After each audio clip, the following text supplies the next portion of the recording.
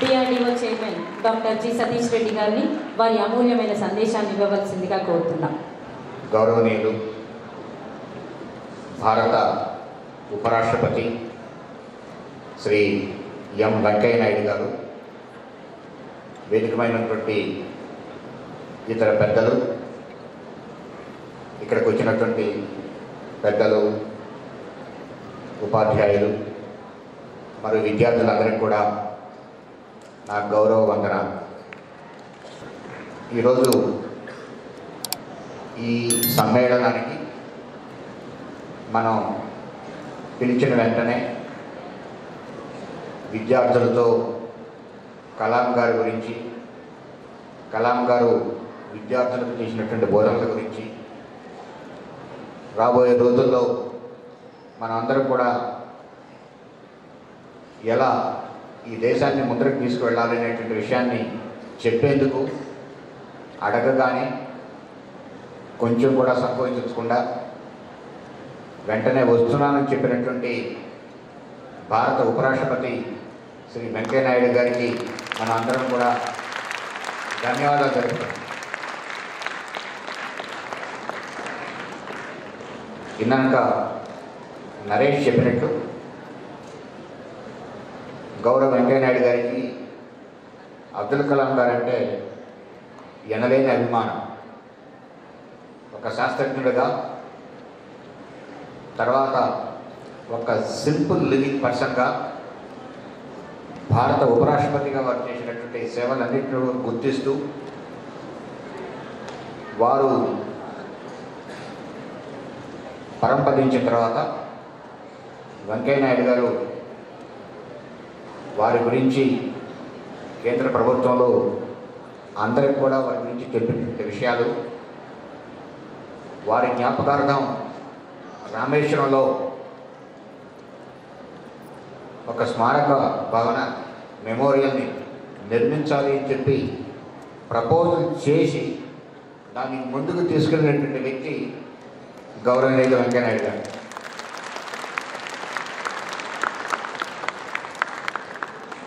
ఈరోజు రామేశ్వరంలో ఒక అద్భుతమైనటువంటి కట్టడం కలాం గారి సమాధి దగ్గర వచ్చింది.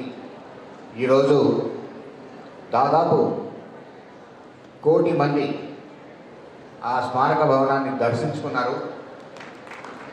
దానికందరికీ కూడా మనం మరొకసారి వెంకయ్య నాయుడు గారికి ధన్యవాదాలు తెలుపుతున్నాం.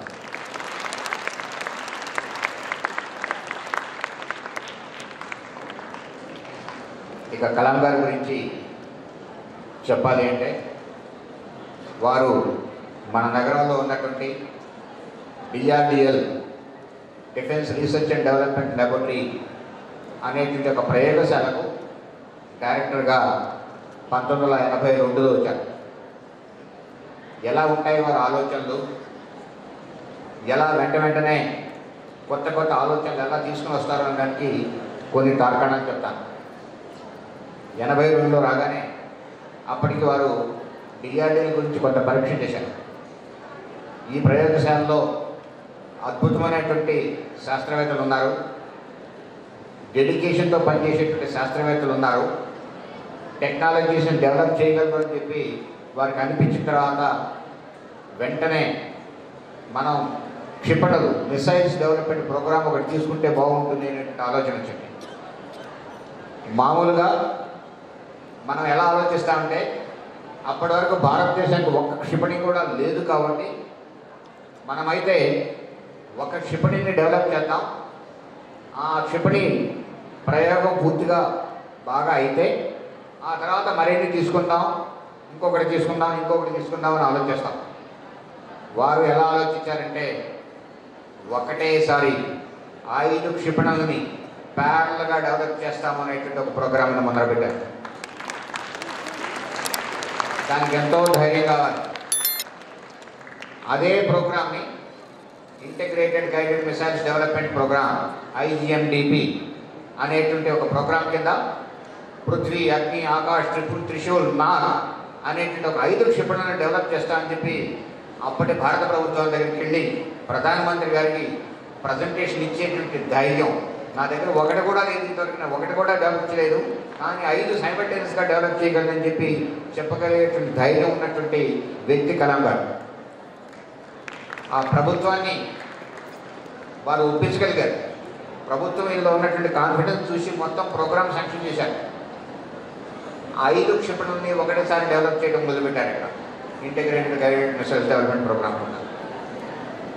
అదే సమయంలో ఆయనకి భారతదేశంలో నాసా ఎలా ఉందో అలాంటి ప్రయోగశాల ఒకటి భారతదేశంలో కావాలి అని చెప్పి ఆయన మళ్ళీ ఆలోచించడం మొదలుపెట్టారు. దానికోసం రూపకల్పన ఈ 5 క్షిపణులని డెవలప్ చేసే సమయంలోనే ఈ యొక్క ప్రయోగశాల నిర్మాణం దానికోసం చూడండి. దానికి శంకుస్థాపన వేసేయడానికి భారత ప్రధానమంత్రి వచ్చారు. అదే ఈరోజు మనం హైదరాబాద్లో చూస్తుంటాం ఒక laboratory called RCI research centre Imarat. ఆ ల్యాబ్ 2300 ఎకరాల స్థలంలో రకరకాల టెక్నాలజీస్ దూరంగా ఉంటూ, అట్లనే విశ్వవిద్యాలయంలో ఉన్నటువంటి ప్రొఫెసర్లు వచ్చి ఇక్కడ పనిచేసేటువంటి వీలుగా రకరకాల వ్యవస్థలన్నీ కూడా ఏర్పాటు చేసి ఆ ప్రయోగశాలను కట్టించారు. ఆ ప్రయోగశాల యొక్క ఇనాగ్రేషన్ 89లో అయింది. ఆ ఇనాగ్రేషన్కి రాష్ట్రపతి గారు తీసుకొని వచ్చారు. శంకుస్థాపన ప్రధానమంత్రి గారు, ఆ ప్రయోగశాల ఓపెనింగ్కి రాష్ట్రపతి గారు. 88లో భారతదేశం యొక్క మొట్టమొదటి క్షిపణి, భారతదేశానికి అంతవరకు మనం విజయవంతంగా తెచ్చిన క్షిపణి లేదు, పృథ్వీ క్షిపణిని ప్రయోగించాం. అది శ్రీహరికోట నుంచి ప్రయోగించాం. అదే సమయంలో డిఆర్డీఏలో ఉన్నటువంటి సగం మందిని మమ్మల్ని అందరినీ కూడా RCIకి షిఫ్ట్ చేశారు. ఇది ఒక పెద్ద పని. ఇక్కడి నుంచి ఇంకో ప్రయోగశాలకు వెళ్ళడం అనేటువంటి ఒక పెద్ద పని. ఈ ప్రయోగశాలలు మార్చడం, ఈ ప్రయోగాలు జరగడం కూడా ఒకటే సమయంలో జరిగాయి. ఆ రోజుకి భారతదేశానికి క్షిపణి ప్రయోగ కేంద్రం లేదు, శ్రీహరికోటలో చేస్తున్నాం. దాని గురించి ఆలోచించారు. వెంటనే దాని గురించి దేశమంతా వెతికి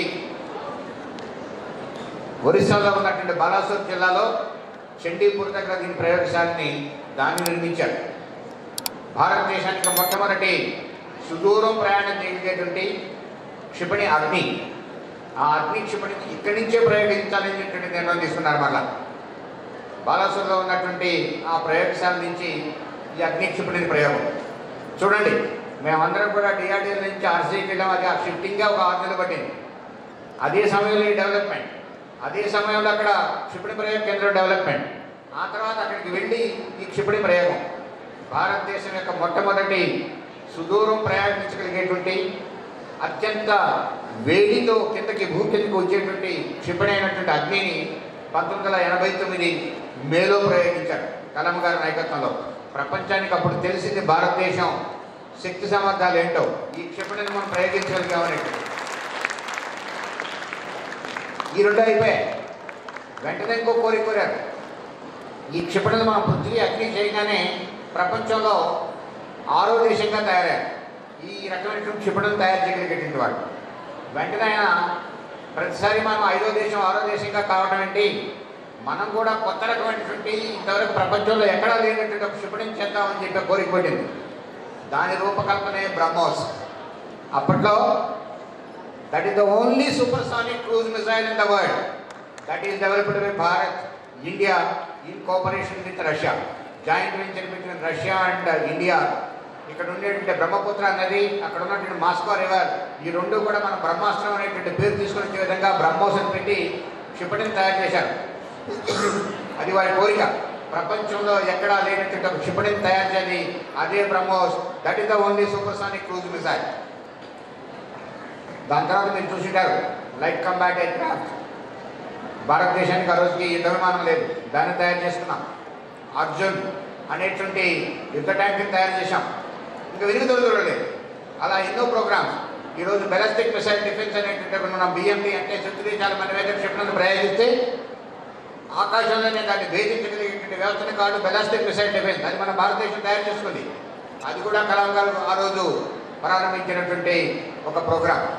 చూడండి ఎంత థింకింగో. ఆయన చెప్పేవాళ్ళు ఏమని చెప్పేవాడు, థింక్ బిగ్, గొప్పగా ఆలోచించండి, పెద్దగా ఆలోచించండి అని చెప్పేవాడు. అది ఆయన చేసి చూపించారు. రామేశ్వరంలో వాడి ఇంటికి వెళితే ఒక సందులు గుందులో ఒక చిన్న ఇల్లు. ఆ ఆ సందుల గుందుల్లో ఉన్నటువంటి చిన్న ఇల్లు, రామనాథపురంలో ఒక చిన్న గవర్నమెంట్ స్కూల్లో చదువుకున్నటువంటి వ్యక్తి భారతదేశం ఊహించినంతగా ఈ రకమైనటువంటి క్షిపణులు, ఈ రకమైనటువంటి ప్రయోగశాలలు, ఈ రకమైనటువంటి యుద్ధ విమానాలు, ఈ రకమైనటువంటి యుద్ధ ట్యాంకులు, బిఎండి వ్యవస్థ ఇన్ని తయారు చేసేటానికి మూలకారమైనటువంటి వ్యక్తి ఒక చిన్న ఇంట్లో వచ్చినటువంటి మామూలు వ్యక్తి. Think big. అందుకనే మీరు గొప్పగా ఆలోచిస్తే గొప్ప విషయాలు సాధించగలరు అని చెప్పారు. వారి జీవితంలో చేసి చూపించారు. దాని తర్వాత భారత రాష్ట్రపతిగా ఉన్నప్పుడు ఆయన ఒకటే పెట్టుకున్నారు ముఖ్య ఉద్దేశం, ఈ దేశం భవిష్యత్తు రాబోయేటువంటి విద్యార్థుల చేతుల్లోనే ఉంది. ఎవరైతే రేపటి పౌరులు కాబోతున్నారో, రేపటి దేశం కోసం పనిచేయబోతున్నారో వాళ్ళని మనం సక్రమైనటువంటి దిశలో తీసుకుపోవాలి అని చెప్పి అందుకనే విద్యార్థులను ఎక్కువగా కలవడం మొదలుపెట్టారు. ఆ పనిలో ఎన్నో స్కూల్స్కి వెళ్ళారు, ఎన్నో కళాశాలకు వెళ్ళారు. కానీ మాతో కంటిన్యూస్గా టచ్లో ఉన్నారు. ఎప్పుడూ ప్రతి ప్రోగ్రాం చేస్తూ ఉన్నారు. అగ్ని 5 అంటే భారతదేశం యొక్క first inter continental ballistic missile అగ్ని 5 ప్రయోగించేదానికి ముందర దానికి సంబంధించినటువంటి చాలా రివ్యూస్ తీసుకున్నారు ఆయన. మీకు తెలియదు, అగ్ని 5 అనేటువంటి క్షిపణి ఈ దేశానికి చాలా గర్వకారణంగా తీసుకునేటువంటి క్షిపణి. 5000 కిలోమీటర్ల దూరంలో ఉన్నటువంటి లక్ష్యాన్ని ఛేదించగలిగేటువంటి క్షిపణి. ఆ క్షిపణిని మనం ప్రయోగించే ముందర అందరూ కూడా వీళ్ళు ఏం చేస్తారులే, వీళ్ళకి ఏమొచ్చు, వీళ్ళు చేయగలరా అని అన్నారు. అది తయారు చేసిన తర్వాత ఈ 2 దేశాలు ఇచ్చినటువంటి స్టేట్మెంట్ చెప్తాను. చైనా ఏమో ఇది 5000 కాదు 8000 9000 కిలోమీటర్లు కూడా పోగలదని చెప్పింది చైనా. అమెరికా ఏమో భారతదేశానికి శక్తి సామర్థ్యాలను మాకు ఎప్పుడో తెలుసు, వాళ్ళు చాలా శాంతి కాముకులని కూడా తెలుసు అని చెప్పింది.